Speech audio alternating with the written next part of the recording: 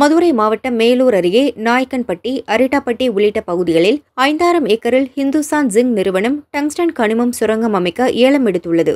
ஏலத்தை நிரந்தரமாக ரத்து செய்ய கோரி 48 கிராம மக்கள் மற்றும் விவசாயிகள் கடந்த 2 மாதங்களுக்கும் மேலாக பல்வேறு போராட்டங்களில் குடும்பத்துடன் ஈடுபட்டு வருகின்றனர்.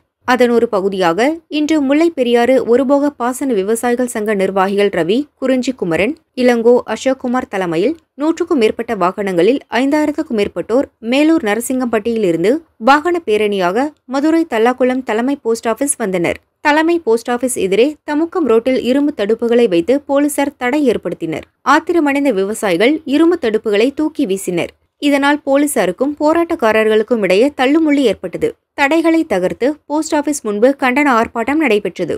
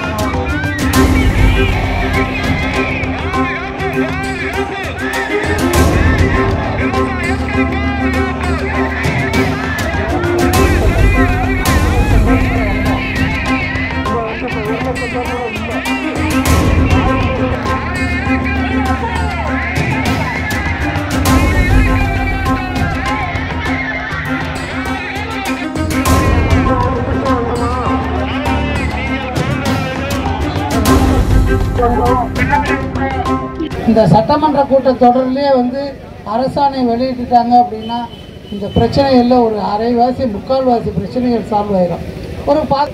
அந்த அளவுக்கு வந்துடும்.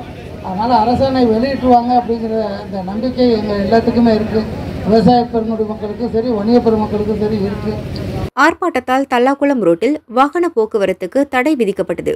நீண்ட நேரம் நடந்த ஆர்ப்பாட்டத்தில் 48 கிராம மக்கள் மற்றும் விவசாயிகள் பல்லாயிரம் பேர் கலந்து கொண்டனர். டங்ஸ்டன் சுரங்க திட்டம் ரத்து செய்யும் வரை போராட்டம் தொடரும் என விவசாயிகள் தெரிவித்தனர். தொடர்ந்து ஆர்ப்பாட்டம் நிறைவு பெற்று அனைவரும் கலைந்து சென்றனர்.